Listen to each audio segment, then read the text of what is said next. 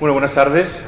Bienvenidos a esta cuarta sesión de este ciclo organizado por el CLAC sobre la resistencia cívica contra ETA en la Fundación Ortega Marañón, en la misma biblioteca del filósofo. Y tengo el placer de presentaros a Gaizka Fernández Soldevilla, que es el primero de nuestros invitados nacido ya en democracia, lo cual nos permitirá también una serie de reflexiones adicionales con respecto a esa cuestión. Gaizka es doctor en Historia Contemporánea por la Universidad del País Vasco y trabaja como responsable del área del archivo, investigación y documentación del Centro para la Memoria de las Víctimas del Terrorismo. Es autor de los libros Héroes, Heterodoxos y Traidores, Historia de Euskadiko Ezkerra, La calle es nuestra, la transición en el País Vasco y La voluntad del Gudari, Génesis y metástasis de la violencia de ETA, y coautor, junto a Raúl López Romo, de Sangre, Votos, Manifestaciones, ETA y el Nacionalismo Vasco Radical. Ha coordinado con Florencio Domínguez y Ribar en la obra colectiva Pardines, cuando ETA empezó a matar. Además, ha sido guionista o asesor de varios documentales y coordinador de distintos proyectos de investigación, y colabora habitualmente con el diario El Correo y con publicaciones académicas, y forma parte del consejo de redacción de la revista Grand Place. Bien, será muy interesante tenerte con nosotros en este ciclo. Es una de las personas que creo que no podía faltar por todo tu trabajo, por toda tu dedicación, tanto académica como cívica, a la cuestión del terrorismo y el nacionalismo, y en el Centro Memorial de Víctimas. Voy a empezar con la pregunta que les he hecho a todos desde el principio. ¿Cómo fue tu despertar a la conciencia política en este aspecto? Pues lo primero, agradecerte haberme traído aquí y agradecer a Mariana también la organización, a todos vosotros por asistir y a la gente de la Fundación porque estar aquí hablando de la biblioteca, de esta biblioteca precisamente, pues es un orgullo, ¿no? Y claro, como ciudadano vasco, yo creo que de chaval había una serie de situaciones que eran totalmente anormales, pero que habíamos normalizado. El hecho que había gente con escoltas, el hecho de que cuando había una manifestación pacifista, enfrente había una manifestación antipacifista. Que ahora lo recuerdo y me parece algo increíble, pero en ese momento pasaba, ¿no? Y no ocurría nada, que a un vecino le pusieran una diana en la calle, que estuvieran quemando coches, quemando containers al lado tuyo, te parecía normal. Y yo creo que la primera vez que me di cuenta que no era del todo normal fue cuando terminé la carrera, hice un máster en Madrid y vi que la gente hablaba de política entre ellos, que tenían cierta libertad, que podías tener un pluralismo normalizado, que no tenías que hablar bajo cuando hablabas de político, hacer una crítica política, y que no había políticos con escolta. Entonces dije, ¿esto o es raro lo de Madrid, o es que yo vengo en una situación esquizofrénica que de alguna manera lo hemos normalizado para sobrevivir? Y ya empezás a dar cuenta que no era normal lo del País Vasco, no era absolutamente sostenible ni democrático, y que había un grave problema. Entonces se puede contribuir a muchas maneras a mejorar una situación en que está turbulenta políticamente. Una es la sociedad civil, una son todo lo que es la sociedad civil en sus múltiples facetas, y en mi caso pues pensé que podía aportar en el ámbito académico del historiador, ¿no? Estamos hablando más o menos de los años 90, ¿no? Cuando tú empiezas a tener esa conciencia. Sí, en el 2004, 2005 vine aquí a hacer el máster, terminé la carrera y sí, fue ya en principios de 2000, porque en los años 90, siendo un chaval, yo creo que estaba muy imbuido, no veía nada raro. Es decir, la politización, podías sentirte no nacionalista en un ambiente que era nacionalista hegemónicamente, que era pero aceptabas como algo normal que los nacionalistas tenían el poder económico, el poder político, el poder del Athletic Bilbao, el poder de la Iglesia, era todo suyo, pero era en las formas que eran las cosas, ¿no? Claro. Entonces no lo cuestionabas hasta que no ves otra realidad en la que hay, digamos, una pluralidad también de poder, unas diversas fuerzas. Hasta entonces no me di cuenta. ¿Y para ti supuso, digamos, un trauma o un cambio muy brusco con respecto a lo que era tu ambiente, tu ámbito habitual, el empezar a preocuparte, digamos, o empezar a denunciar, por así decirlo, lo que estaba ocurriendo? Yo sí he recibido algunas más advertencias, pero de una manera, digamos, amistosa, diciéndote básicamente, con todos los temas que hay que estudiar, ¿por qué te metes a estudiar ese? ¿No? O sea, pudiendo estudiar, no sé, la agricultura de la remolacha en el siglo XVII en Almería, ¿por qué te vas a estudiar el terrorismo? No hay más temas para el historiador, y realmente los hay, ¿no? Y en nuestro caso, hablo de mi compañero Raúl López y el mío, que empezamos más o menos a la vez, no era muy normal elegir este tema todavía, ¿no? Todavía eran los estudios que se hacían eran sobre la Segunda República, Guerra Civil, claro. Y empezaban ya los del franquismo de transición. Pero sobre terrorismo era rarísimo. Y todo el mundo decía, ¿pero por qué esto? ¿Por qué no? Entonces no hay otras cosas. Y tú decías, bueno, la guerra es importante, la represión es importante, la dictadura es importante, pero esto también, esto está ocurriendo ahora. Claro. Es como vivir en Sicilia y no estudiar la mafia. Claro, no, claro. Bueno, la agricultura de los limones en Sicilia es importante y alguien lo tiene que estudiar, pero aquí el tema gordo no es ese, hay otro. Y hiciste historia, te doctoraste en historia y entiendo que hiciste la tesis sobre terrorismo, sobre nacionalismo. Hice la tesis sobre Euskadi Ezkerra, que era ese pequeño partido político que surge de ETA político-militar y acaba en el Partido Socialista. Por eso el Partido Socialista de Euskadi es Partido Socialista de Euskadi Euskadi Ezkerra, ¿no? Entonces una parte, básicamente, de la historia política electoral, pero también estudiaba la evolución de ETA político-militar, desde que se crea ETA hasta que deja las armas. Lo interesante de los polimilis es que dejan de matar en el 82. Sí. Entonces me interesa saber cómo esta gente se radicaliza, empieza a matar, luego cómo lo deja. Cómo decide en un momento determinado, sobre todo Mario Andía, con el pacto que llevó con el ministro Rosón, que van a dejar las armas y pasar por vías políticas.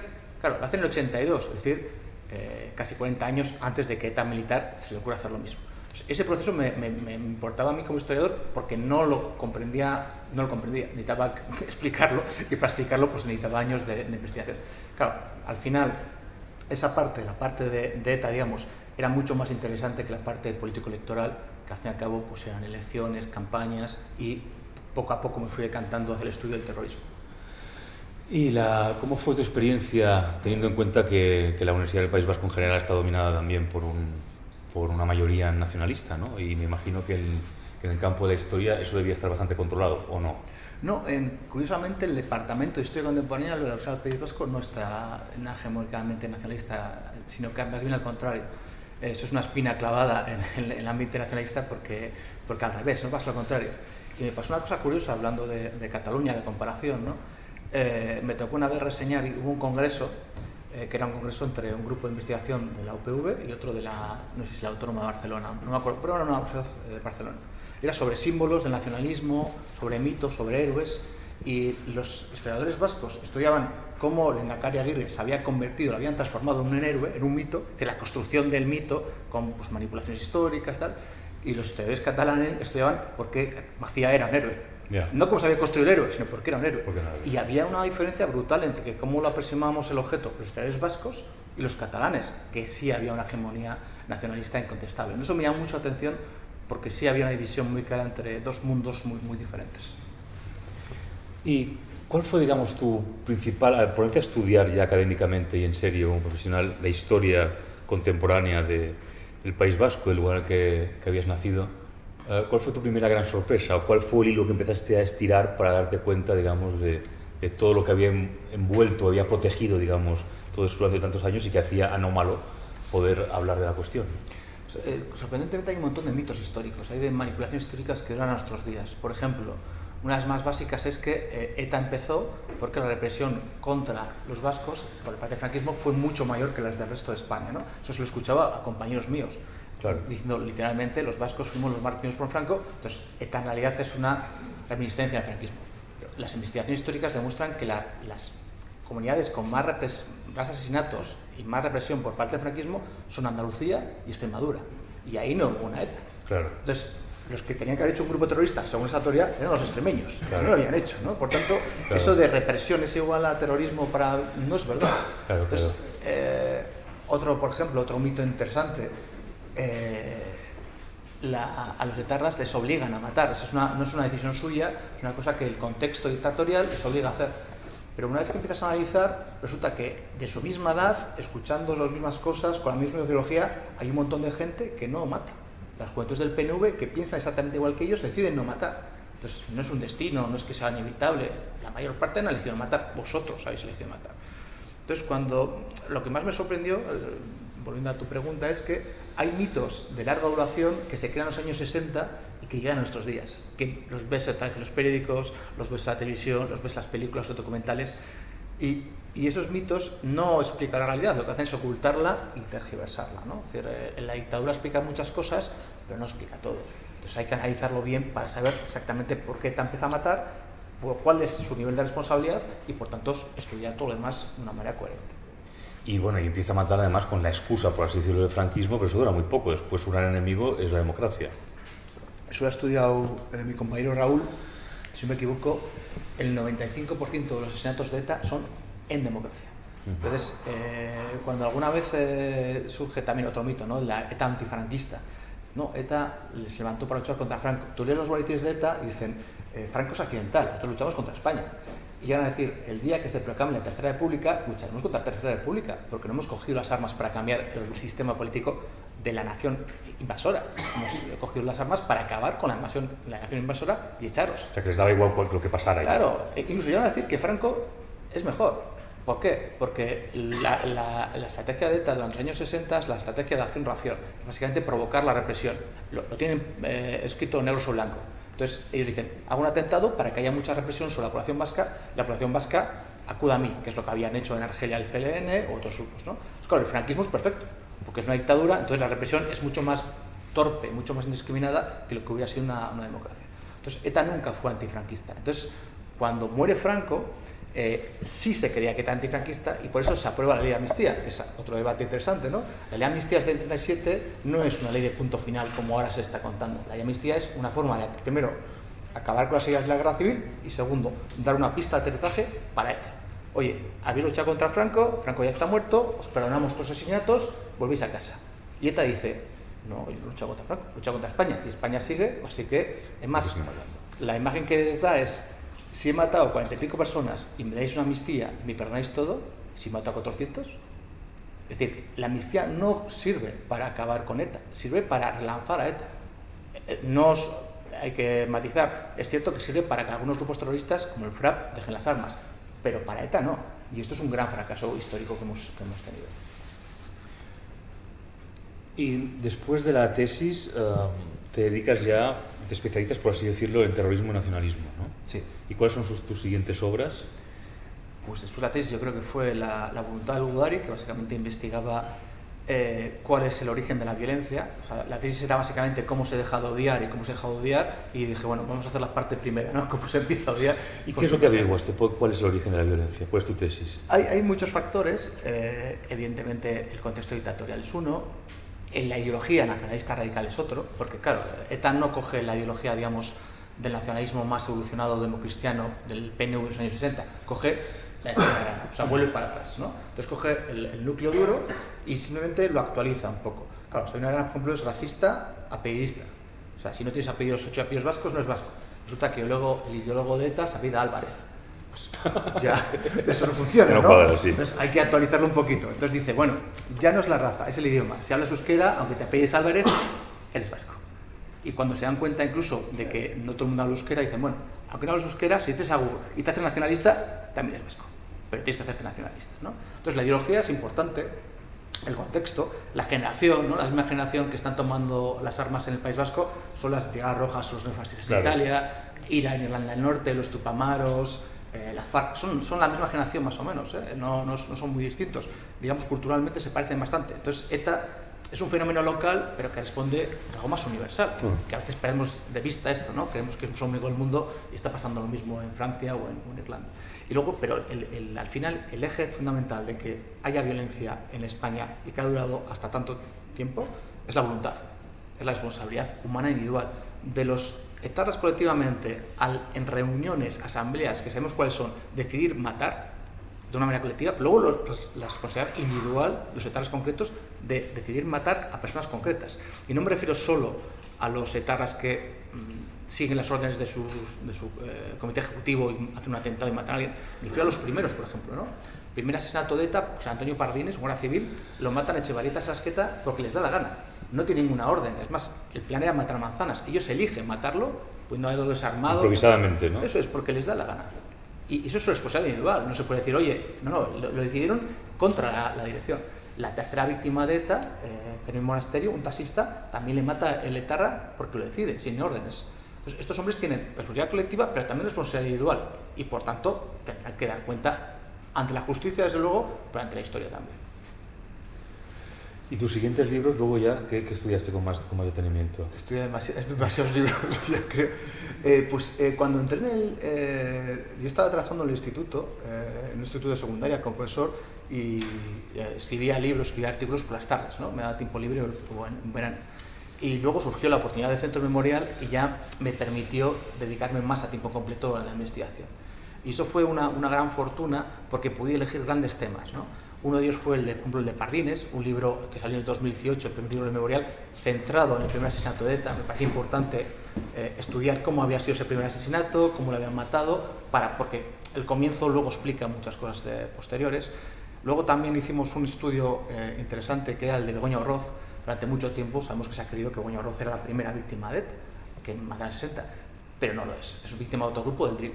Pero había que hacer un estudio concienzudo y exhaustivo de toda la documentación para tener la certeza absoluta de que no lo era. Y efectivamente no lo era, pero no lo era con un trabajo que lo demostrase, no porque lo dijera yo. Hemos hecho también trabajos sobre el asesinato de Carlos Blanco, que se va a cumplir ahora el aniversario, en diciembre, por ejemplo, con el sumario, que es otra cosa curiosa, que es ahora lo que vamos a asistir, ¿no? Cómo renacen las teorías de conspiración, por mucho que haya libros de historia, trabajos de historia, perfectamente explicándolo todo. Pero da igual, las teorías de conspiración... Entonces, la cuestión de la CIA, digamos, tú lo descartarías. Sí. Completamente. Completamente. Es un mito He visto cinematográfico. Sí, es más, me entrevistaron hace unos meses creo que era una productora relacionada con La Sexta, para hacer un documental sobre Carlos Blanco, ¿no? Y todas las preguntas que me hacían eran conspiranoicas. Y me decían, bueno, es que está al lado es que hace un atentado al lado de la Embajada de Estados Unidos. Y yo había medido, digo, no, al lado no, son 200 y pico metros. 200 y pico metros aquí, y no es lo que está pasando.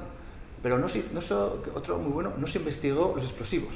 Dije, mira el sumario, hay 4 informes de explosivos. Hay 4 informes de explosivos y dicen dónde salió el explosivo, que es una cantera de Hernani. Se sabe de dónde viene el explosivo, quién lo pone, cuántos kilogramos, y se ha analizado todo. O sea, no hay ninguna duda. La única pista en 3.000 y pico folios que puede llevar a pensar a alguien totalmente conspiranoico de que la CIA tiene algo que ver es que en un mapa de Madrid, en el que trazan con bolígrafo la ruta del coche, de la iglesia, de casa a la iglesia, de la iglesia al despacho, está circulado la Embajada de Estados Unidos. Pero si te fijas, está circulado el colegio de al lado, la comisaría de al lado, o sea, todos los edificios que hay que evitar. Ah, ya. Entonces, esa es la única pista. Todo lo demás está explicado, o sea, absolutamente todo. Es curioso, porque la verdad normalmente no gusta, es decir, como no es novelesca, muchas veces, ¿no? Entonces hay un intento por parte del periodismo muchas veces de querer que la versión, digamos, más propia de la ficción encaje, ¿no? Entonces cualquier elemento, por débil que sea, se introduce, ¿no? Eso decía, justo que estás diciendo, muy interesante, Hannah Arendt, en un ensayo sobre la verdad, dice eso. Sí. Que claro, cuando dices la verdad histórica, la verdad factual, dice ella, ¿no? Que es, pues, las pruebas me dicen que pasó esto. Es mucho más aburrido que la verdad. Claro. Es que pasa muchas veces. Entonces claro. ganan. Gana siempre la versión. CIA, el Mossad, los masones y C4 ganas. O sea, claro. Sí. Pasa en todo, es increíble. Sí.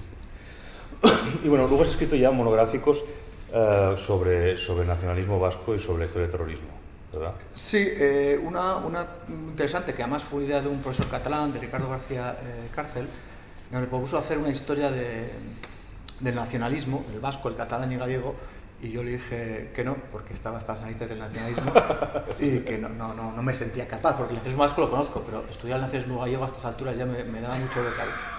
Con perdón al nacionalismo gallego. Y dije, bueno, no voy a hacer una historia del nacionalismo, pero te puedo hacer una historia del terrorismo. Y aceptó. Una historia del terrorismo en España.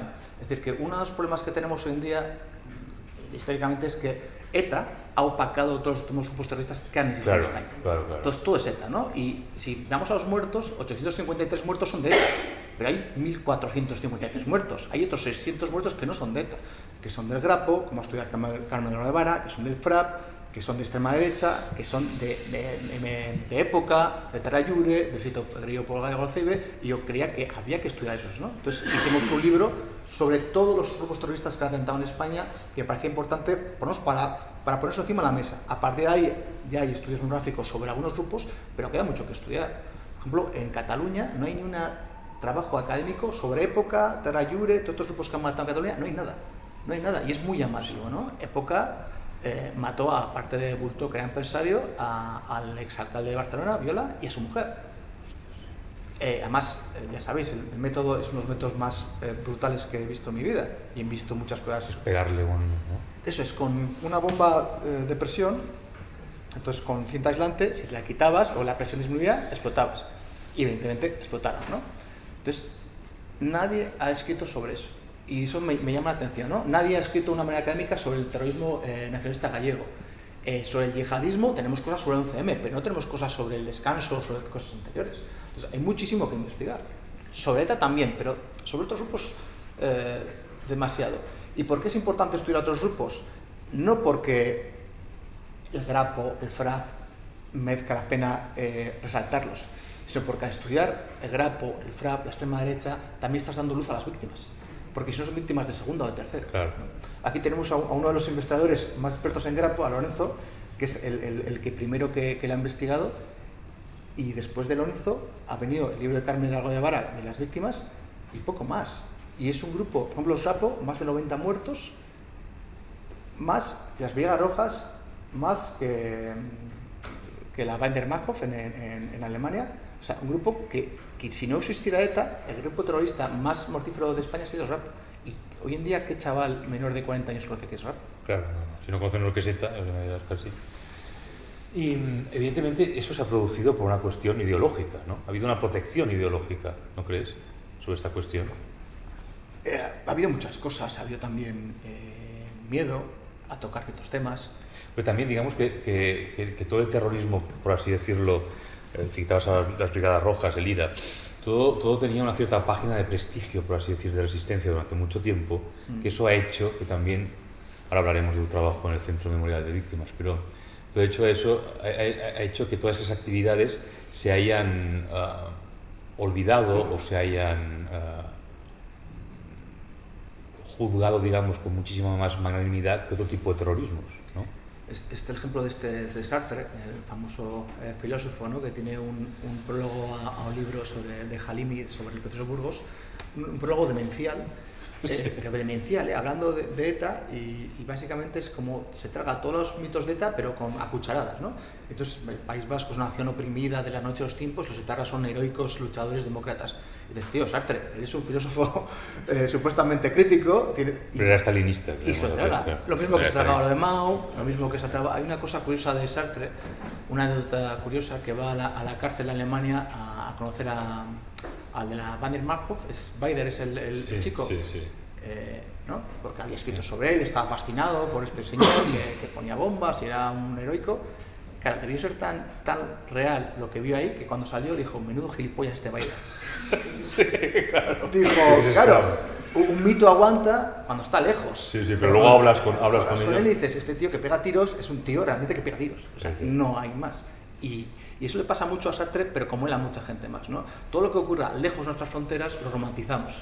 Lo volvemos un poco ahí. Pero pasa todavía. En la primera sesión con Fernando Sabater estuvimos comentando, yo le recordaba que él muy tempranamente, o sea, en los años 70 ya, pues se enfrentó a gente como Alain Badiou en Francia, que ya empezaban a considerar a ETA bajo una aura romántica, ¿no?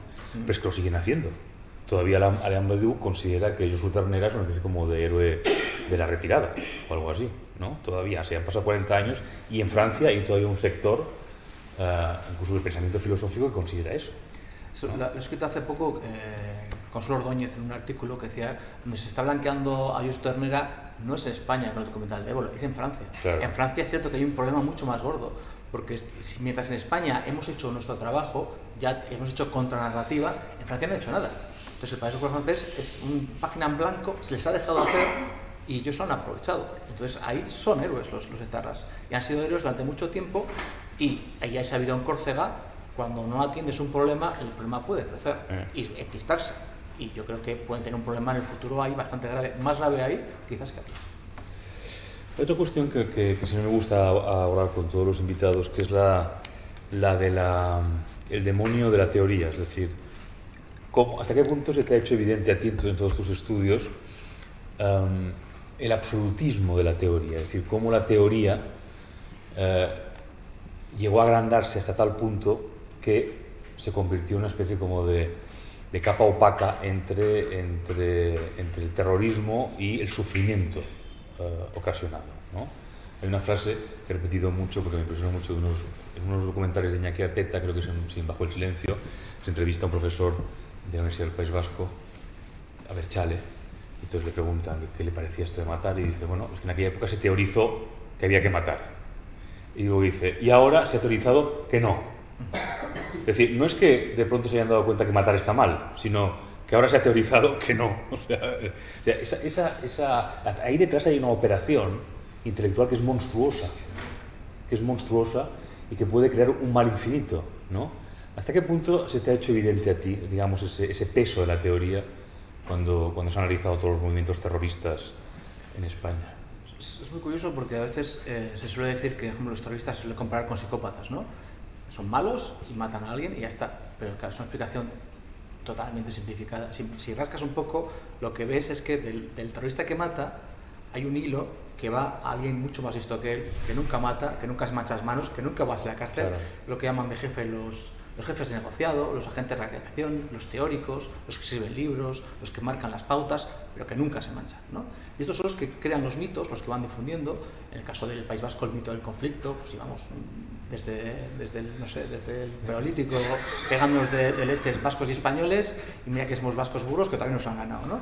Y ahí aguantamos, luchando, porque los españoles son todos pues, franquistas antes que hubiera Franco, totalmente brutos, antidemocráticos, nosotros somos gente de bien. Pero claro, para eso hace falta gente que escriba libros, gente que vaya a radio, gente que escriba periódicos, gente que lo cuente en canciones, gente que haga exposiciones, y eso ha habido desde el principio, ¿no?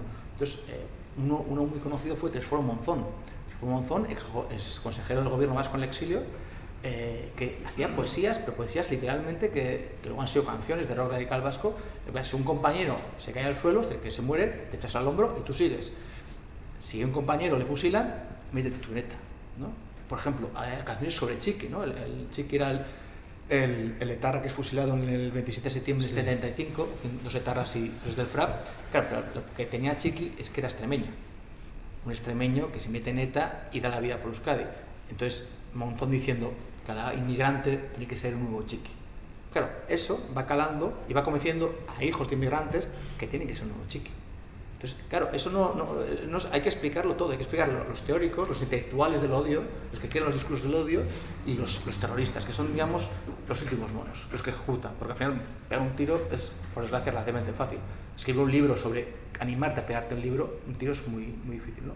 Hay una historia muy, muy famosa, además saldrá dentro de poco la película sobre Baglietto, aquí ahí está el factotum del documental. La historia es conocida, por eso la cuento muy rápidamente. Baglietto había sido concejal de UCD, pero bueno, antes había sido UCD. No, nunca llegó a militar. Fue simple simpatizante. Su época de concejal fue muy breve en los últimos años del franquismo. Bueno, fue simpatizante. Es un error que se divulgó mucho, pero no. Bueno, fue simpatizante de UCD, pero antes de eso había salvado una señora, iba con un niño en brazos, un niño en la mano, ¿no? Una pelota, ahora como digas que es mentira, me porque lo he escrito. Y va un cañón y este Baglietto coge al niño que tiene al señor en brazos, la señora sigue al otro niño y el camión va y mata al niño y a la señora. Pero el niño de brazos sobrevive. Estoy mirándole con... Bien, ese niño, Cándido Azpiazu, cuando crece, entra en un comando de ETA y es el que remata a Baglietto cuando le hace un atentado. Le remata a él, el chaval que había salvado de bebé, ¿no? Y cuando años después le pregunta a un periodista, oye, ¿cómo mataste al hombre que te había salvado la vida?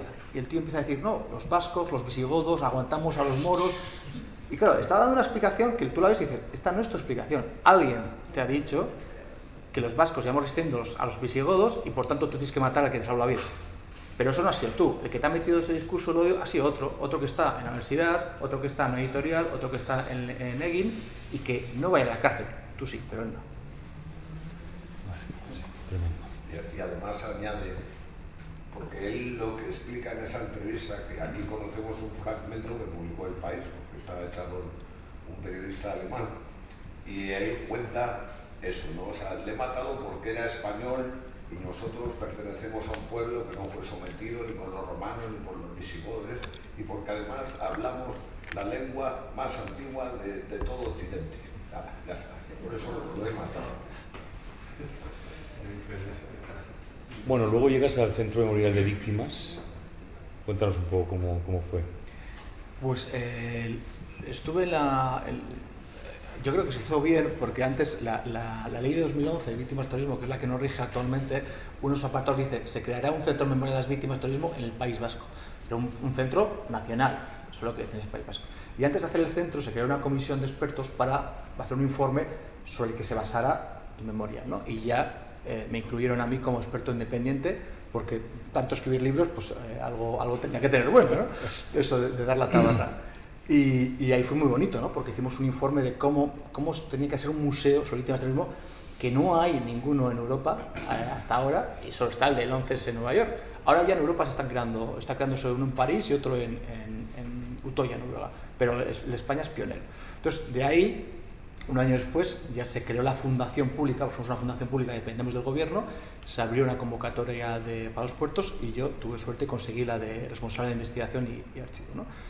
Dejé el instituto, dejé a los chavales yo creo que no les dio mucha pena, pero de vista, yo a ellos sí, pero bueno, hay que cambiar de aires de vez en cuando y es muy bonito porque crear un museo desde cero es crear algo que no existe, no había nada. No había nada, claro. Y de repente hacerlo nuevo todo, ¿no? Y contar con gente experta de museografía, de vídeo, de pintura, de cómo la iluminación, todo de cero, y luego aportar tu parte de historiador, ¿no? Porque ellos son técnicos, pero tienes que explicarle qué quieres explicar, ¿no? Qué quieres contar aquí, ¿no? Y pensar, no en nosotros, sino en los chavales.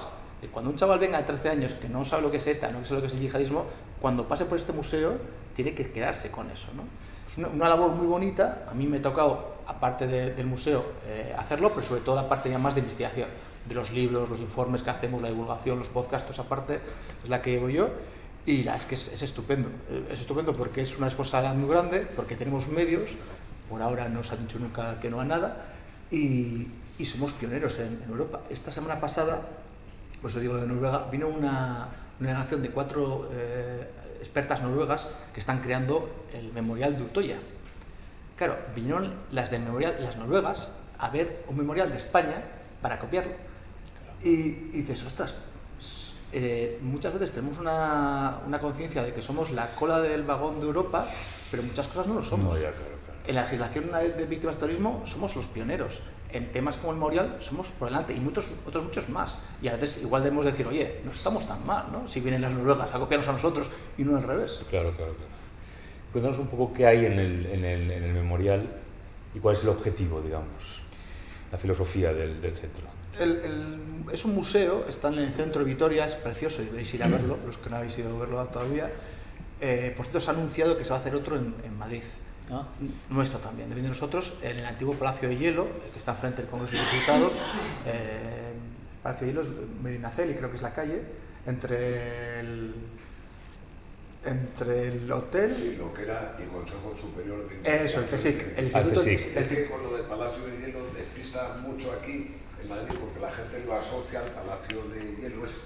Y es verdad que ese edificio, cuando se creó, como principios del siglo XX, entre otras cosas, era un sitio para ir a patinar, pues, antes de ser Consejo Superior de Investigaciones Científicas.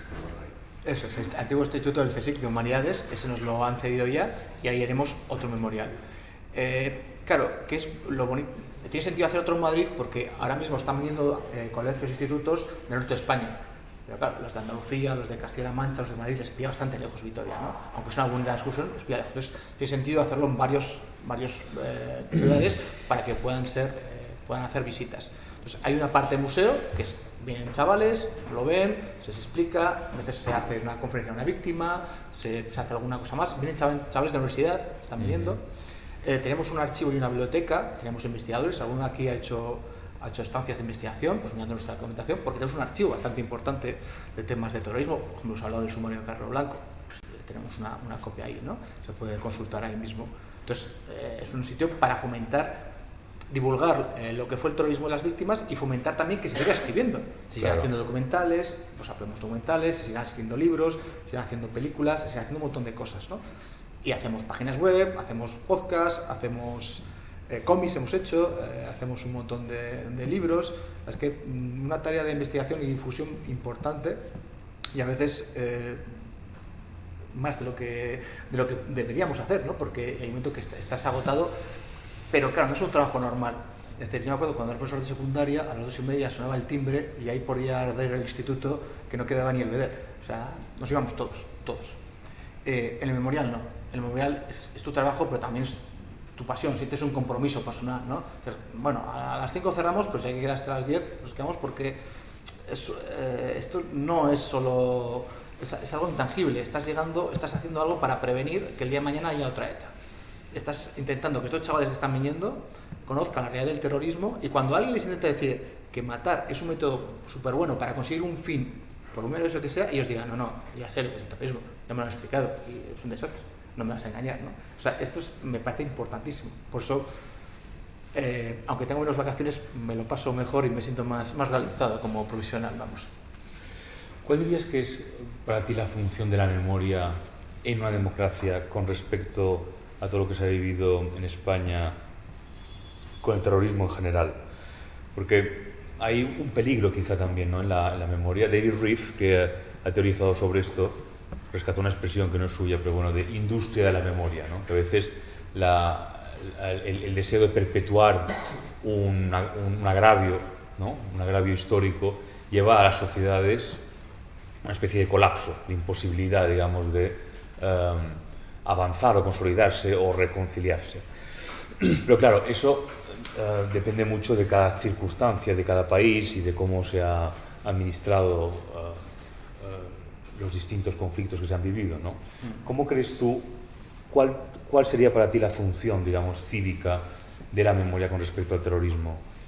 Estoy de acuerdo que la mala memoria es muy peligrosa, es peligrosísima. Hay un ejemplo tonto pero muy significativo de un francotirador serbio que está disparando a Sarajevo, ¿no?, en la guerra de Yugoslavia, está disparando a sus antiguos vecinos.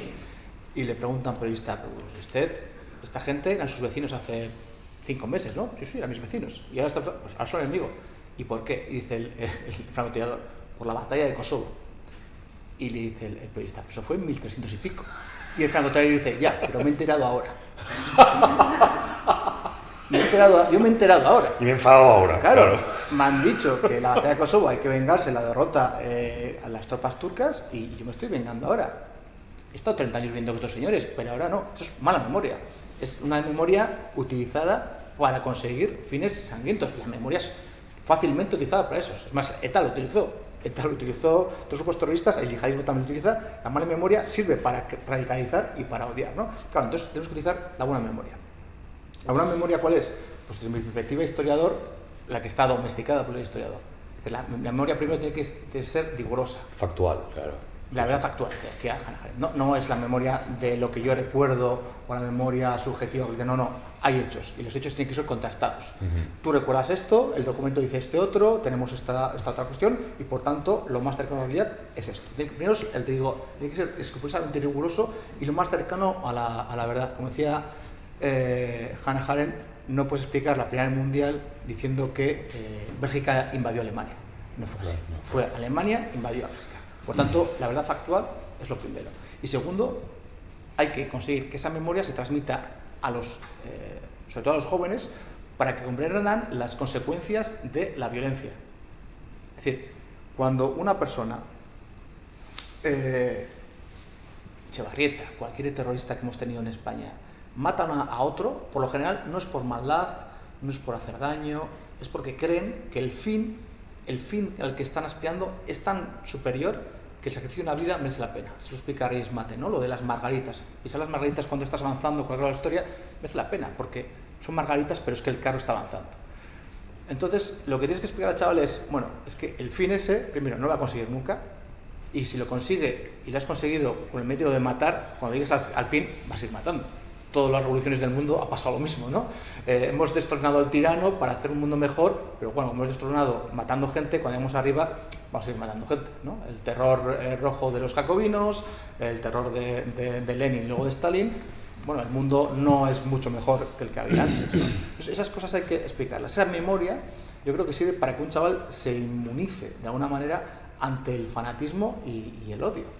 Porque cuando le explicas qué consecuencias ha tenido los discursos del odio, las de veces que un terrorista se equivoca, va a matar a uno, mata a otro, por una bomba, no te quería matar al otro, ya, pues has matado a este, ¿no?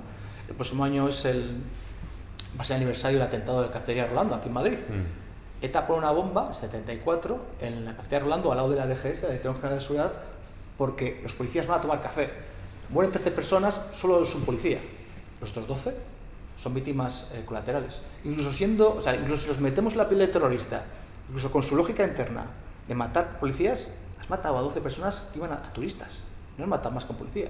Entonces, ¿qué pasa? Que cuando es una bomba, matas a quien está cerca, ¿no? Entonces el terrorismo, primero, es inútil, es inmoral y mancha todo lo que toca. Es decir, yo creo que es muy fácil ver que muchos grupos terroristas, no todos, pero muchos grupos terroristas, lo único que han conseguido con sus actividades es manchar la causa que quieran defender. Por ejemplo, Grapo Frap desprestigia a la extrema izquierda. La extrema derecha, que tenía bastante violencia en Madrid, en Barcelona, en la transición, lo único que hacen es hundir a Fuerza Nueva. Porque Fuerza Nueva está tan identificada con la violencia de los cadeneros que al final la gente no vota ese partido de orden porque es un partido de desorden. Entonces muchas veces la violencia desprestigia la propia causa, ¿no? Claro, es contraproducente. Y esto también hay que explicárselo. Porque a veces un chaval con 14 años no lo sabe, no tiene esa experiencia histórica, ¿no? De la misma manera que hemos hablado de esta industria de la memoria del peligro, hay también una industria en marcha del olvido. Es decir, a nadie se escapa pues cuál es el dominio ideológico que hay en el País Vasco, ¿no?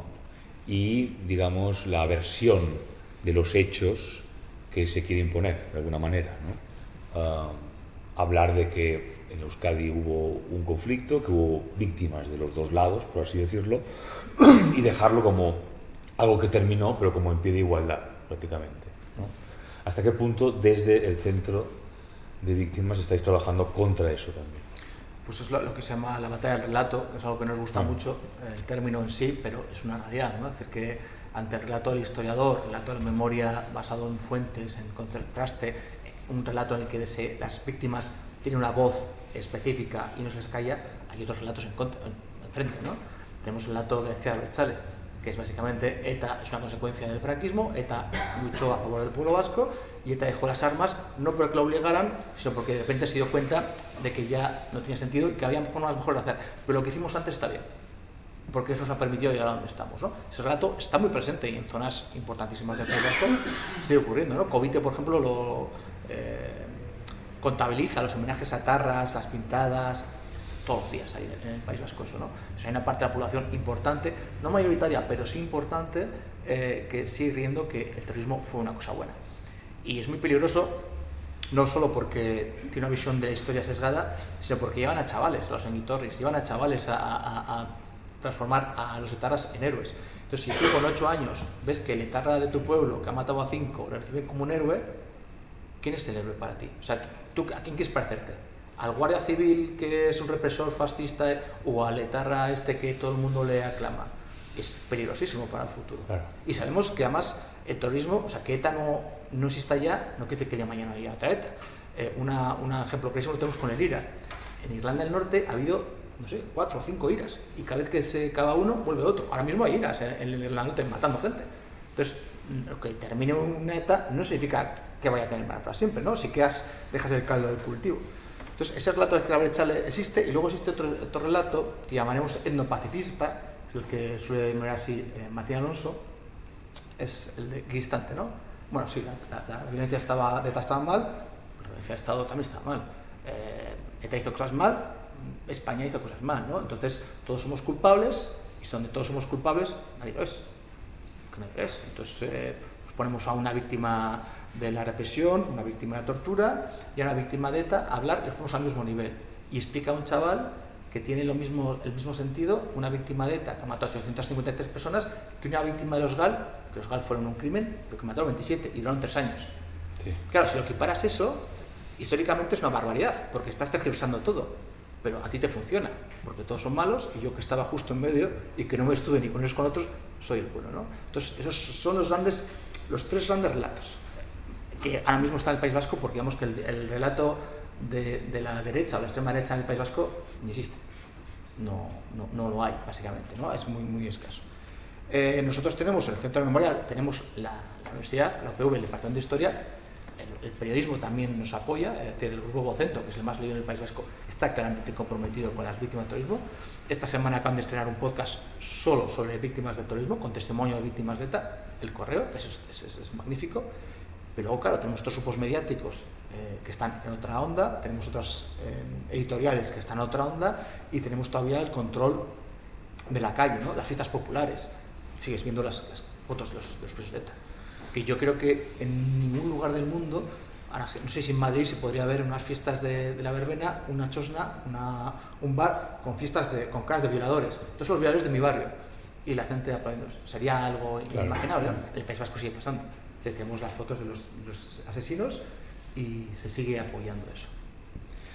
Tú que has sido profesor de instituto y entiendo que sigues ligado a la universidad, ¿cómo explicas, en parte lo has contestado, pero tiene que haber más cosas todavía, cómo explicas que buena parte de la juventud en el País Vasco esté votando a Bildu, que los partidos constitucionalistas estén en franca decadencia y que incluso el PNV ya esté, digamos, un poco en retroceso y un tanto asustado por ese Bildu que le está pisando los talones? Hay una cuestión importante, previa quizás a la política, pero que explica también parte de la política.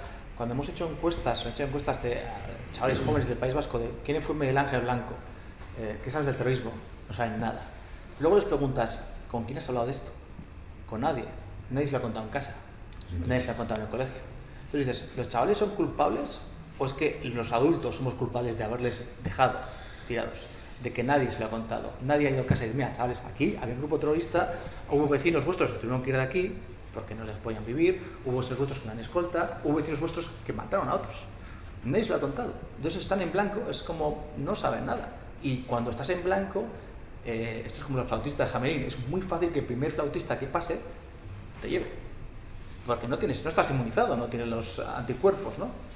Y luego ya hay otra parte en política electoral interesante en el País Vasco, que es que Podemos llegó a ser primera fuerza en el País Vasco. Podemos. Llegó a serlo. Sí. Ganó primera fuerza.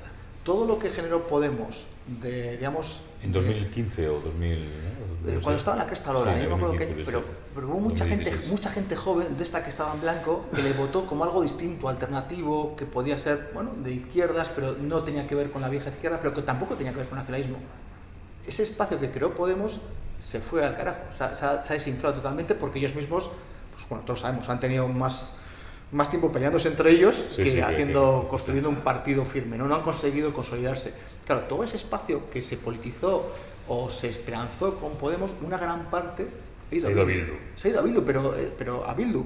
Y esa parte no es que recuerden el Bildu de ETA, es que ven a Bildu como un partido más de izquierdas, más antisistema, más que confronta con el poder, entre comillas, aunque luego tiene la incoherencia de que va a Madrid y aprueba el presupuesto general del Estado, que también es llamativo para los etarras que están en la cárcel, ¿no? Sí, realmente. Es decir, me he pasado 30 años en la cárcel, he matado a 15 personas para que tú pises moqueta roja y apoyes el presupuesto general del Estado preso fascista. Sí. Pues para eso me hubiera quedado en casa y lo hubiéramos hecho desde el 77, hubiéramos apoyado a Suárez. Pero bueno, eso es una cosa que tiene su problema que tienen que solucionar. Entonces, yo creo que Bildu ha heredado esa parte de juventud, digamos, alternativa, que igual en Madrid está más Madrid, pues tantos sitios, lo han heredado ellos, también sabiamente, con un discurso mucho más moderado por políticos como Óscar Matute, tiene un discurso mucho más nublado que el que puedes tener en el Bildu digamos, profundo. Claramente el PNV es un partido de retroceso porque es un partido anticuado, es un partido democristiano que no ha sabido, digamos, crear nuevos cuadros y que su gran baza era la gestión. Gestiono muy bien, pero claro, gestionas muy bien porque tienes concierto económico, que es lo que quiere el nacionalismo catalán. O sea, con concierto económico, hasta yo gestiono bien el País Vasco, yo soy muy malísimo. Pero si tienes un superávit de pasta, es muy fácil gestionar bien porque te sobra dinero para invertir, ¿no? Y el PNV yo creo que no ha sabido conectar con una nueva generación, está un poquito... desconcertado. Desconcertado, perdiendo su base social cada vez es mayor. Claro, vota la gente mayor, pero no votan los jóvenes. No genera esperanza. La única manera que podría intentar despertar esperanza es si intenta hacer el camino de CiU, pero el camino de CiU ha llevado a la hecatombe para el nacionalismo, digamos, de derechas, ¿no? Pues no creo que lo vayan a hacer. Y luego los partidos constitucionalistas en España, o sea, en el País Vasco, curiosamente en Navarra le va bastante bien al PSN, está gobernando, por segunda vez en la historia. En el País Vasco está gobernando con el PNV, pero claro, es la muleta del PNV. Es decir, tenemos un partido nacionalista con el Partido Socialista que de alguna manera equilibra los excesos nacionalistas del PNV, pero no es visto como una alternativa, en absoluto, ¿no? Porque si votas el PSOE, realmente el que va a mandar es el PNV.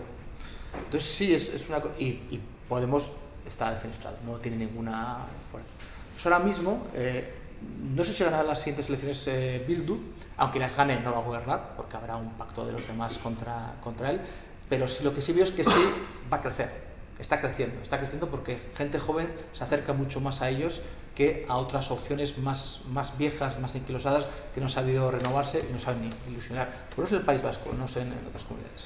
Yo creo que está pasando en todo el país, y uno de los problemas que tenemos en el siglo XXI en general es que la modernidad política se está ocultando o se está menoscabando precisamente por el auge de una serie de ideologías identitarias que con el disfraz de la modernidad y del progresismo, por así decirlo, están en realidad propugnando una especie como de involución política, ¿no? Y eso cuesta cada vez más explicar en España, es decir, es mucho más fácil la impresión inmediata, sentimental, de partidos como Bildu o como lo que fue la CUP en Cataluña, es decir, de un anticapitalismo, antisistema de extrema izquierda que parece que va contra todo y que va a salvar de la barbarie capitalista, que recordar que la Constitución española es algo que ampara un principio que costó mucho de construir en España, que es el principio fundamental de la modernidad, digamos, ¿no?, en el que, en fin, se consagra la igualdad, la isonomía, y que va contra el privilegio, en contra de las ideologías nacionalistas. Entonces tengo la sensación de que hace falta también un enorme esfuerzo pedagógico para explicar esto, ¿no?, que no pertenece a unos determinados partidos, aunque lo parece, pero es algo que tendría que ser transversal completamente, ¿no?, que no pertenece ni a la derecha, ni a la izquierda, ni a ningún extremo, sino que es algo que debería ser totalmente compartido. Y eso es algo que se ha perdido, yo creo, es una batalla que se está perdiendo, me parece. Sí. Porque está quedando en manos de un determinado partido o unos determinados partidos, como si eso fuera una batalla, digamos, ideológica, y cuando no lo es un fundamento transversal, ¿no? Es llamativo, por ejemplo, el hecho que la izquierda haya comprado, es un proceso que viene en los años 60, ¿no?, pero el discurso nacionalista de cabo a rabo, es decir, justo anti-igualdad, ¿no? Ese prestigio del nacionalismo que es inexplicable, pero que es así, que viene del franquismo, que todavía se aguanta, y que pasa en Cataluña, pero pasa en Baleares también, y pasa en Galicia hasta cierto punto, y pasa en el País Vasco. Pero luego pasa afuera, y es curioso, como he estado en Italia un par de veces este año, y pasa lo contrario. Las fuerzas de izquierda son totalmente centralistas. Los que son, digamos, federalistas o que son más centrífugos son las derechas, porque es una manera de tener tu poder, tu parcela de poder. Sí, claro, en cambio, si ese poder central es mucho más difícil.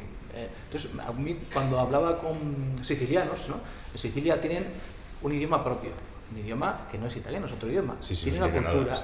Han sido reino diferente que Italia hasta Corona de Aragón, sí. Y yo decía, ¿no hay nacionalismo? Pero si sois... Ah, no, ¿para qué? Y no tenéis ni siquiera rotulado en bilingüe, solo en italiano, todo en exterior. Y dicen, ¿pero para qué? Eso sería de derechas. Y yo decía, joder, tenéis que ir a España.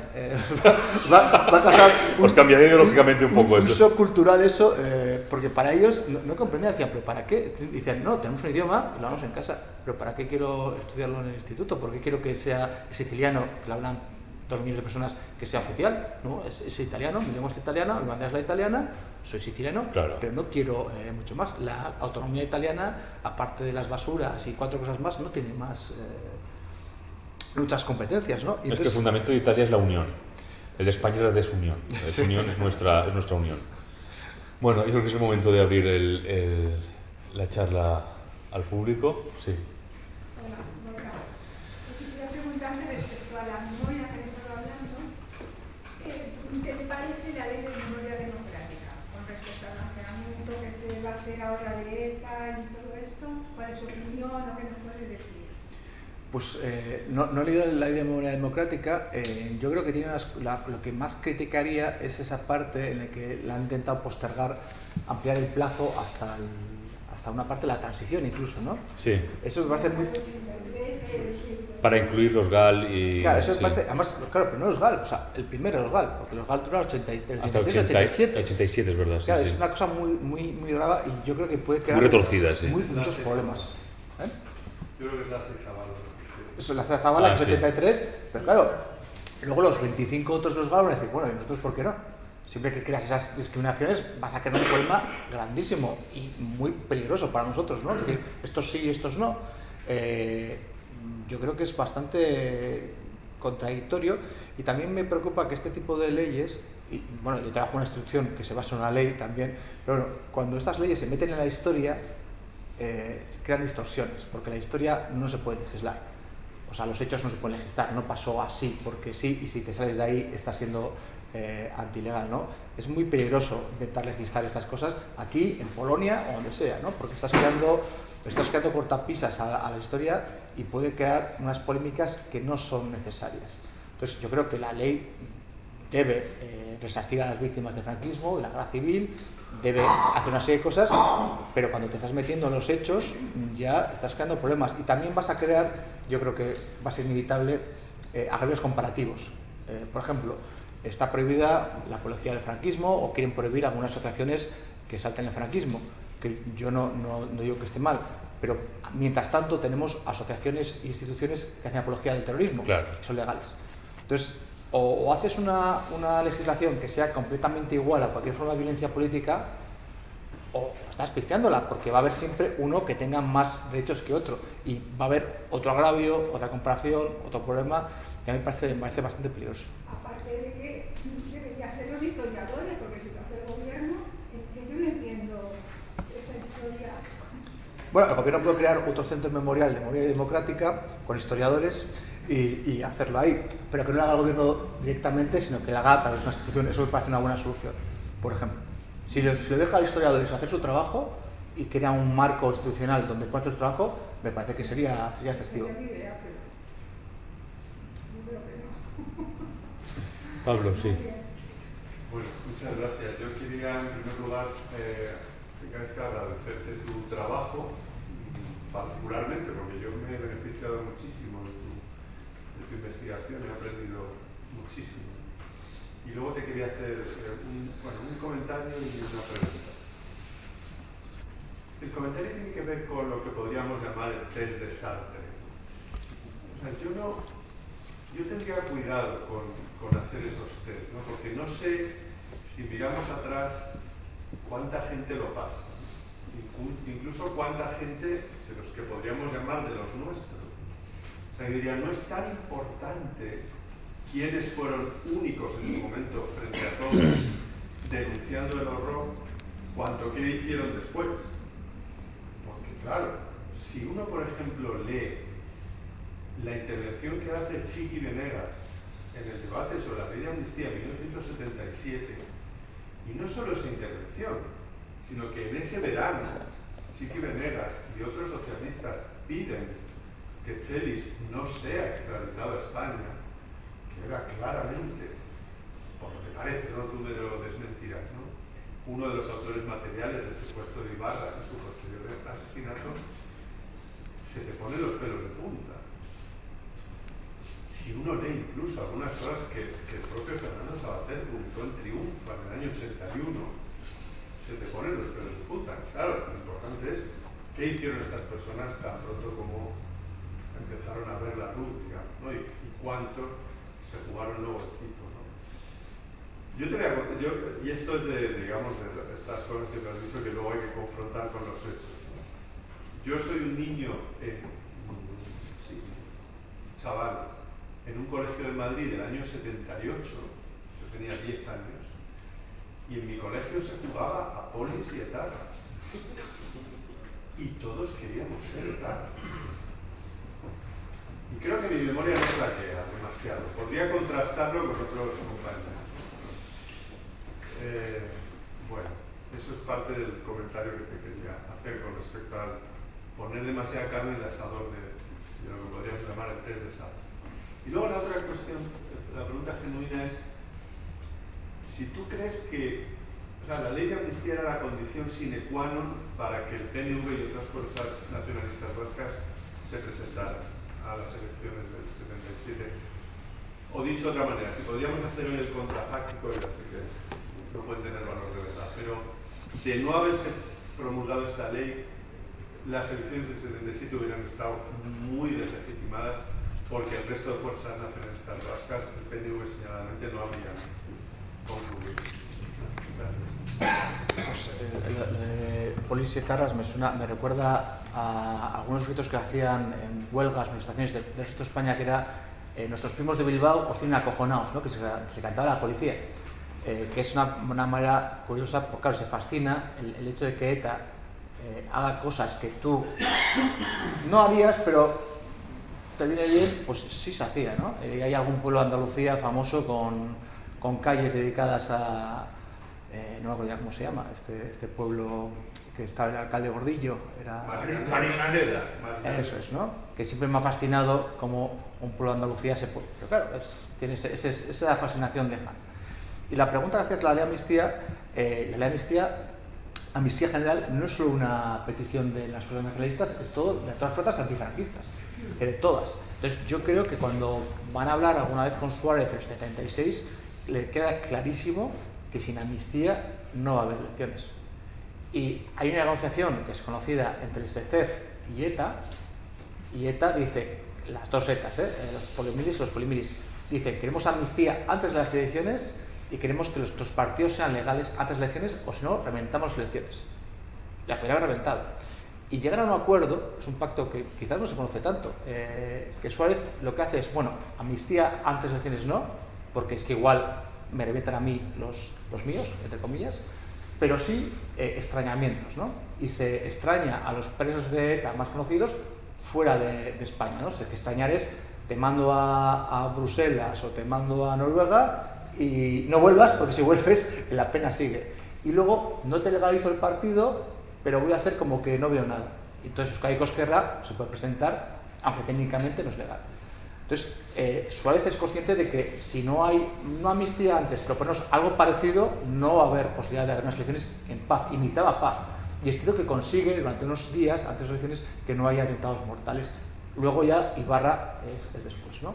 Y cuando ya después de las elecciones, yo creo que lo primero que hace el Congreso, la primera gran ley, es la amnistía, porque todo el mundo tiene muy claro que es inevitable.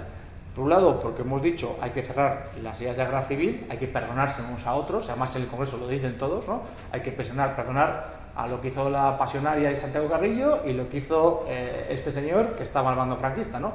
O el vicepresidente del gobierno, Gutiérrez Mellado, que era de la quinta columna. Sí. Hay que perdonarse a todos, ¿no? Y la otra parte era porque querían que la amnistía iba a acabar con ETA. Y si acabamos con ETA, vamos a tener una democracia normal. La primera parte se consigue, hasta hace poco que se ha vuelto atrás, pero hasta hace poco se consiguió, la segunda parte no. Pero hubo, la OCDE apoyó la amnistía, el Partido Comunista apoyó la amnistía, el PSOE, el PNV, todos, ¿no? Excepto ETA, y es curioso. ETA no apoyó la amnistía, porque ETA, hay comunicados y dicen que no han cogido las armas para salir de la cárcel, han cogido para otra cosa y van a seguir matando, ¿no? Y justo cuando sale el último preso de ETA, que es Fran Aldanondo, Naparra, que sale de la cárcel, al día siguiente ETA mata a otro señor. En plan de, Pachón Z dice, amnistía vuelta a empezar. Es decir, ¿has ido a la cárcel? Voy a matar a otro para que haya más presos y siga esto. Sí, por favor. Sí, sí. Lo habéis hablado antes, pero a pesar de la iniciativa del Centro Memorial de otras iniciativas, me habéis dicho que la gente joven no sabe nada de terrorismo, ¿no? Sabe nada de muchas otras cosas. Más allá de que los adultos no les hablamos, etc., ¿qué estamos haciendo mal y qué se podría hacer? Esto lo hemos hablado, creo que yo, de nuestra ocasión, y yo creo que te ponía el ejemplo que sí hubo, pero si es bueno o no, de los programas educativos en Alemania, que parecía que funcionaban bien, que últimamente están teniendo otros problemas, también es una cuestión, yo creo que generacional, ¿no? Pero al final, ¿qué hacemos mal y qué podemos hacer para cambiarlo? Primero hay que tener en cuenta que estamos haciendo cosas desde hace muy poco. El Centro Memorial, por ejemplo, lleva abierto 2 años. O sea, estamos muy recientemente. ¿Por qué? Porque antes el Estado lo que estaba todo enfocado a acabar con ETA, a detener etarras. No está enfocado al después, ¿no? Entonces lo después ha venido ahora. Y ahora sí. Pero claro, estamos haciendo cosas que en realidad no estamos viendo los resultados hasta el futuro, ¿no? Ahora, por ejemplo, estamos empleando unidades didácticas que hacemos el Ministerio de Educación, Interior y nosotros, que llevamos a los institutos y llevamos a charlas de víctimas, a víctimas a los institutos. Claro, pero se está haciendo ahora, se está haciendo en los últimos años. Antes no se hacía. Vamos a verlo cuando estos chavales crezcan. A los que están ahora ya, esos no han pasado, no es algo muy, muy reciente. Tampoco hacemos divulgación. Yo creo que tenemos la fascinación por los libros. Los que somos lectores nos encantan los libros y nos encanta escribir libros. Pero ¿quién lee libros? Pues frikis como nosotros. Los chavales no leen libros. Entonces, apostar por otros formatos, aportar por TikTok, por YouTube, por podcast. Todo ese tipo de cosas nos está costando porque tenemos una mentalidad diferente, somos institución pública, entonces medimos muy bien lo que hacemos, pero hay que hacerlo. Hay que hacer ciertas cosas que nos cuesta, pero es la única manera. Y luego la experiencia alemana, que justo esta mañana he hablado de ella, es muy llamativa. Lo que hacemos hasta ahora en España es llevar a víctimas del terrorismo. Ahora también les hemos grabado para que el profesor, si está en un pueblo y no puede tener una víctima, aunque se le facilita, pues tiene vídeos colgados que él puede utilizar, distintos formatos, idiomas, entonces idiomas cooficiales, bueno. Pero un experimento que ha hecho María Jiménez, que es el último libro que hemos publicado, que es, pues cuando se pone una víctima, un grupo de chavales, la mayor parte de ellos se sensibiliza con el terrorismo y rechazan el terrorismo. Entonces no salen igual, ¿no? Salen con estos anticuerpos que hemos dicho. Pero hay un grupo de chavales que no. Los que pensaban que ETA estaba bien, antes de escuchar a la víctima, cuando escuchan a la víctima, salen exactamente igual. O sea, no se ha afectado nada. O sea, no se ha rozado. La única manera real de que esos chavales sienten algún tipo de, o sea, haya una posibilidad de prevenir su radicalización es emplear un elemento que sí se utiliza en Alemania y aquí todavía no, que es el de los Vorwürfe, ¿no? De los antiguos terroristas. En Alemania lo que se hace es coger a un ex neonazi, se le pone en una clase y le dice a los chavales, mira, yo tenía vuestra edad, creí lo que fuera, maté a un inmigrante, me he pasado 20 años en la cárcel y me da cuenta que todo lo que él pensaba era basura. Ese chaval, ese testimonio, al chico que está pensando en cosas neonazis, sí le impactan. Y en el caso de aquí también puede ser. Es decir, que un exterrorista, un exetarra, puede tener, hablando euskera, puede tener mucha más influencia en un chaval en la Guipúzcoa profunda que una víctima. Es algo que aquí hemos hecho todavía, pero se podría hacer o se podría plantear en el futuro. Porque es algo, pero todos este tipo de cosas son pasos que las instituciones públicas vamos dando poco a poco, que todos sabemos aquí, las instituciones públicas son muy lentas, porque tomamos decisiones muy lentas, y llegamos muchas veces detrás de la realidad. Pero yo tengo esperanzas de que se vayan haciendo cosas. Y cuando se amplíe el equipo, cuando se haga el Memorial de Madrid, se hagan más cosas, y también hay que tener en cuenta que una institución pública por sí misma no puede hacer más que esto, ¿no? Necesitamos aliados. Tenemos aliados que nos retuiteen, que vengan a nuestras conferencias, profesores que llevan a las víctimas a las aulas, gente, concejales que organicen cosas. Hace falta aliados que se comprometan, si no, tampoco va a funcionar. ¿En TikTok cree que se puede hacer cosas serias? Lo hemos hablado varias veces, lo de TikTok, porque es cierto que la mayor parte es lo que es, pero también se pueden hacer vídeos muy cortos explicando cosas. Si hemos hecho una cosa que funciona, contra todo pronóstico, se llama glosario VT, glosario de víctimas de terrorismo. Entonces, en vez de hacer un diccionario al uso en papel, que no iban a leer, todos hemos hecho explicaciones de definiciones de palabras en voz, ¿no? Por ejemplo, ¿qué es una víctima? Pues sale Reyes Mate en un minuto, dice, ¿qué es una víctima? ¿No? ¿Qué es un atentado? Pues ¿qué es el atentado de extrema derecha? Te lo explica un señor, un experto, pero en 2 minutos. Si quieres saber más, pues puedes pinchar, ¿no? Son vídeos de 2 minutos, que es lo que más es TikTok. Bien, pues es de las cosas que más gente ve de nuestras. Porque luego, esos vídeos cortos, un chaval sí te lo ve. Entonces, contra nuestro pronóstico, porque pensamos que no iba a funcionar tan bien. Ha funcionado bien. Entonces, no sé si el TikTok exactamente, pero el formato de TikTok de vídeo corto, sí. Que puede hacer que se interese por algo más. Eso es. Vale, claro. Sí, allí os otra pregunta. Hola, Gaisca, muchas gracias. Mirando un poco al futuro, el verano pasado fue muy caliente dentro de la izquierda abertzale entre RNAI y GKS. Este verano parece que Bildu ha conseguido acallarlo un poco. ¿Crees que Otegi conseguirá callarlo del todo o puede que haya una disidencia incluso terrorista, como estamos viendo en Irlanda, que salga de ahí? Bueno, para no iniciados, los GKS, el Consello Socialista, son los disidentes, uno de los grupos disidentes, que hay varios, ¿no?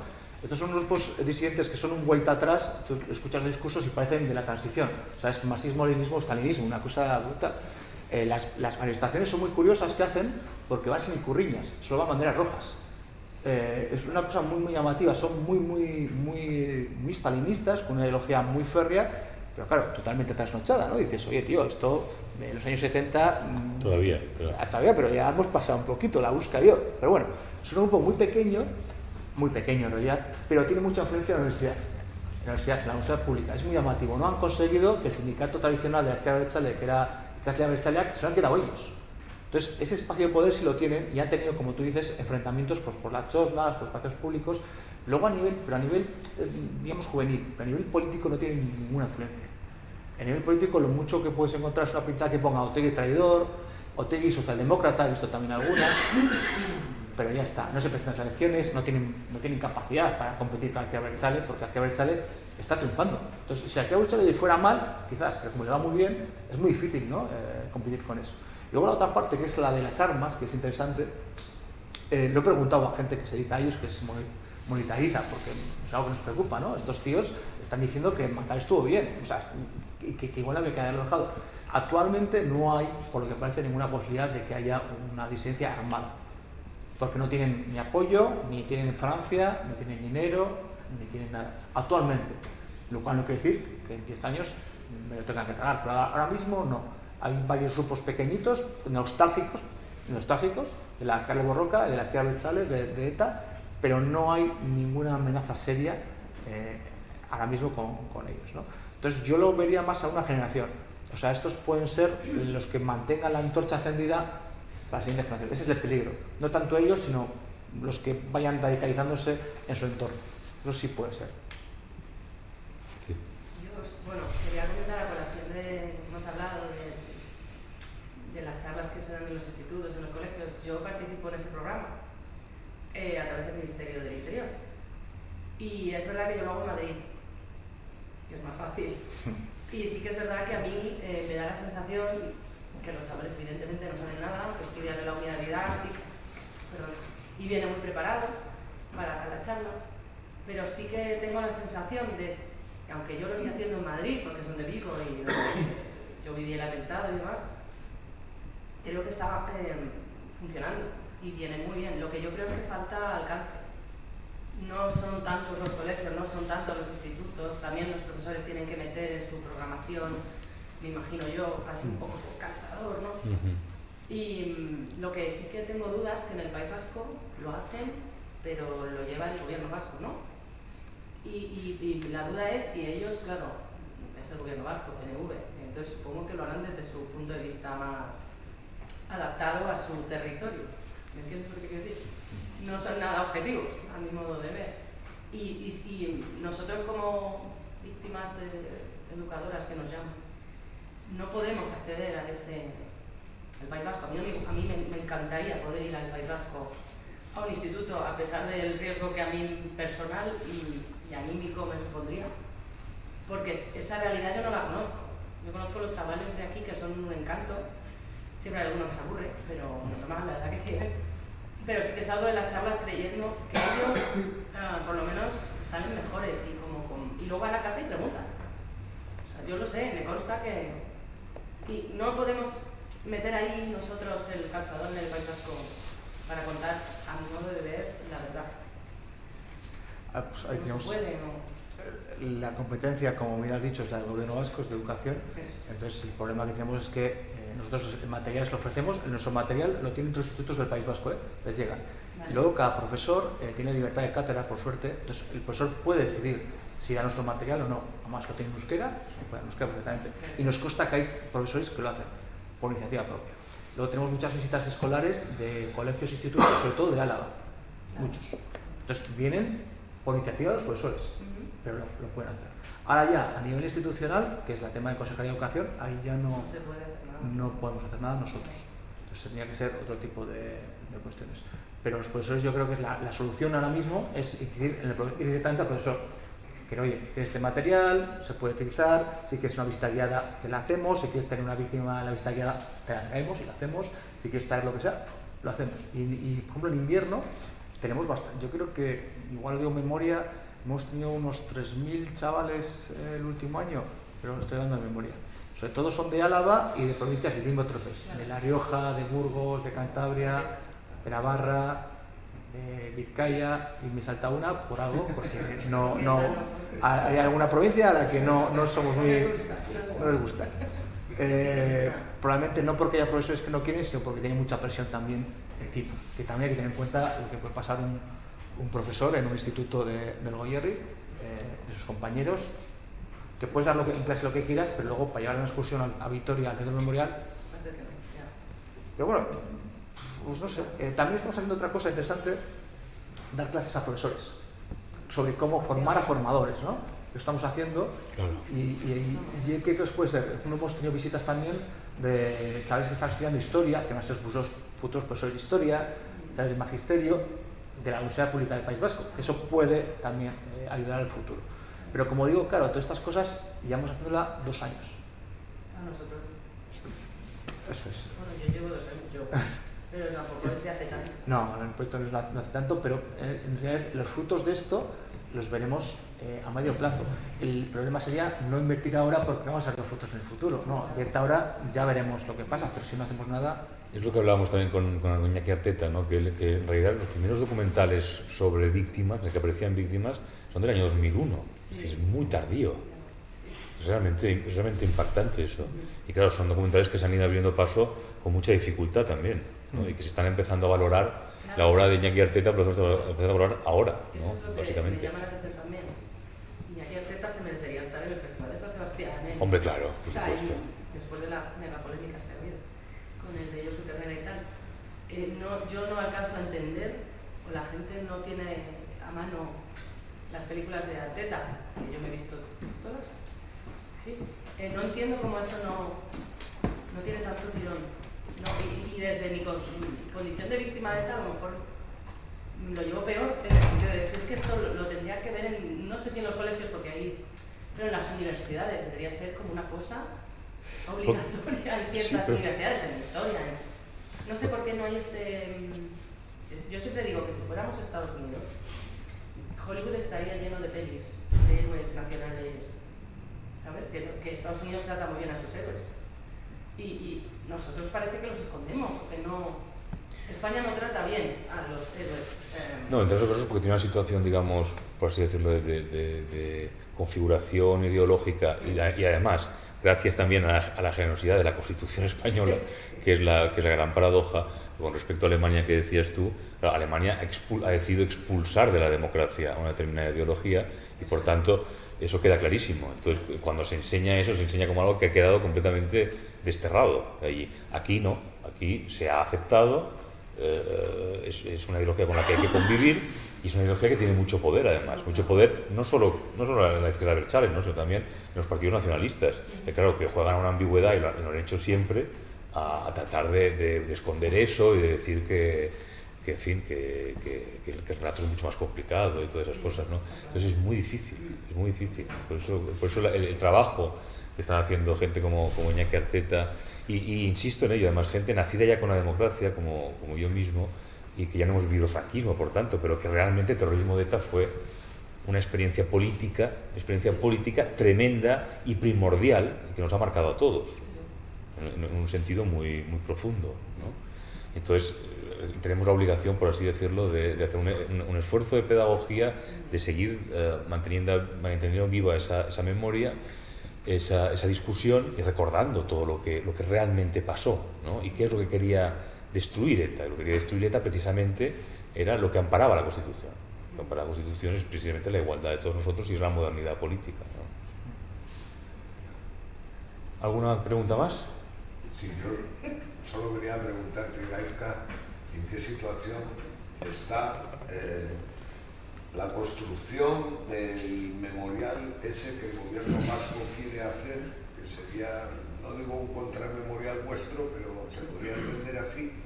Y luego, ¿qué pasa también con la situación en Madrid? Porque tú has hablado de cómo tenéis una sede para afrontar vuestras actividades fuera de Madrid, pero se habló en la prensa, y luego ya eso no sé qué ha quedado, se habló de que la Comunidad de Madrid quería tener su centro de víctimas del terrorismo y vosotros tendríais adjudicada en esa sede en Madrid solo el trabajo sobre el yihadismo. ¿Esto cómo están ambas cosas? Pues la parte del País Vasco, que es el Instituto Gogora. El Instituto Gogora es, digamos, un instituto sobre memoria pública dependiente del gobierno vasco, que dirige a Echenece Narro. Está en Bilbao y han decidido hacer un espacio expositivo, su propio memorial, ¿no? Justo esta semana se había anunciado que tiene el próximo año un presupuesto de 6 millones de euros, es como 3 veces el nuestro, para su museo de Bilbao, en el que, claro, al contrario que nosotros, que nos centramos en el terrorismo, ellos hablan de guerra civil, dictadura y terrorismo, y torturas, hablan de todo, ¿no? Entonces, eso creo que está anunciado para dentro de 2 años que se abrirá. No lo he visto, no sé cómo es el planteamiento, entonces no puedo juzgarlo, sé que se va a hacer. Tenemos cierta relación con ellos, hacemos cosas juntos, pero evidentemente tenemos enfoques diferentes y temáticas diferentes. Entonces no hay, pues, con lo que conocimos bien y lo que no, pues cada uno por su lado. Y luego respecto al Memorial de Madrid, es cierto que hubo cierta polémica porque la Comunidad de Madrid, bueno, creo que fue primero el Ministerio del Interior anunció que íbamos a hacer nuestro memorial en Madrid y luego la Comunidad de Madrid anunció que iba a hacer su memorial en Madrid. Entonces, claro, 2 memoriales de víctimas de terrorismo en la misma comunidad autónoma, en la misma ciudad, suena un poquito ilógico, ¿no? Porque es un gasto público de dinero absurdo y además no tiene sentido competir entre nosotros. Y finalmente se llega a un acuerdo y se va a integrar el suyo en el nuestro. Es decir, solo va a haber un centro memorial que va a ser nuestro, va a ser la misma fundación, que va a tener la sede en el CSIC de Memoriales, que va a ser la misma fundación que el de Vitoria. La única diferencia es que ser mucho mayor, pero mucho mayor que el que tenemos en Vitoria, y nos da espacio para tener más exposición, para tener una biblioteca enorme, para tener un salón de actos enorme también. Entonces eso es el futuro. Eso ya está adjudicado a nosotros, o sea, el espacio es nuestro, y ahora están trabajando, porque es un edificio que hay que reformar. Se hace un trabajo de estudio previo de cómo hay que reformarlo. Pero bueno, nosotros ya estamos trabajando, recopilando cosas. Pero que ahí no os centraríais únicamente en el yihadismo. No, en toda España, o sea, en todos los terrenos que hay en toda España. La única diferencia es que por el pozo que ha tenido Madrid en 11M, tendrá que tener un espacio específico en 11M, pero simplemente porque es Madrid, ¿no? Pero nada más, ¿no? Pero va a espacio para ETA, para el RAPO, para extrema derecha, para cualquier grupo. Bueno, si no hay más preguntas, os agradezco mucho a todos vuestra presencia. Os convoco a la próxima, que no es la semana que viene, por la del puente, sino el día 18, miércoles 18, con Carmen Ladrón de Guevara, para hablar de la cuestión del derecho, que va a ser muy interesante también. Y muchísimas gracias, Gaizka, por acompañarnos y por tu trabajo. Enhorabuena, de verdad.